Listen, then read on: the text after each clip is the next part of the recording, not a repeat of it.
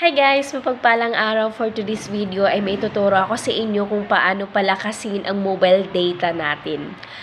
Sa akin gumana siya, hindi ko lang alam kung sa lahat ng device ay gagana, pero sana gumana rin sa inyo. Kung interesado ka kung paano ko ginawa, panoorin mo to. Ayan, una natin gagawin, pumunta tayo sa ating settings. Tapos dito sa dual SIM and mobile network, pindutin natin yan. Tapos dito sa SIM natin, pindutin natin yan para lumabas yung options. Ayan, tapos pindutin natin yung access point name. Tapos yung plus sign dito sa taas, pindutin natin yan.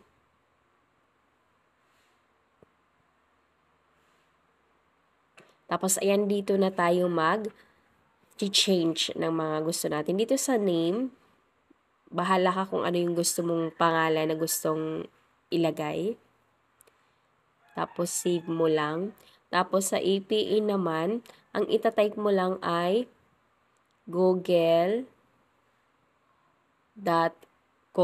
Kailangan yung sa Google, capital letter yung G. Tapos scroll down lang tayo dito sa server. Ayan, ang ilalagay natin ay 1.1.1.1, apat na 1. Pero kung hindi gumana to sa inyo, pwede rin ninyo subukan ang 9.9.9.9. Bali, apat na 9. Tapos save mo lang.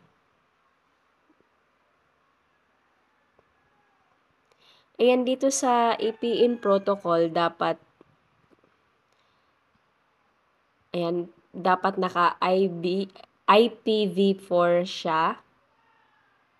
Tapos, kailangan pareho siya sa APN roaming protocol, IPv4.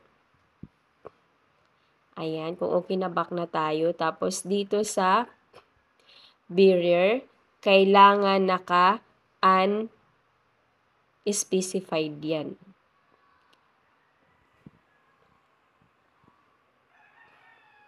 Kailangan naka-unspecified. Kung yun lang yung i-change natin, yung pangalan, APN, tapos yung server,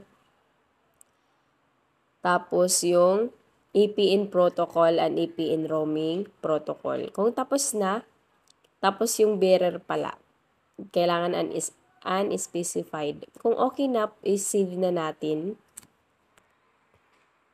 Ganun lang po siya kadali, guys. Kung nakatulong yung video ito, pa-heart and follow naman. Thank you. God bless.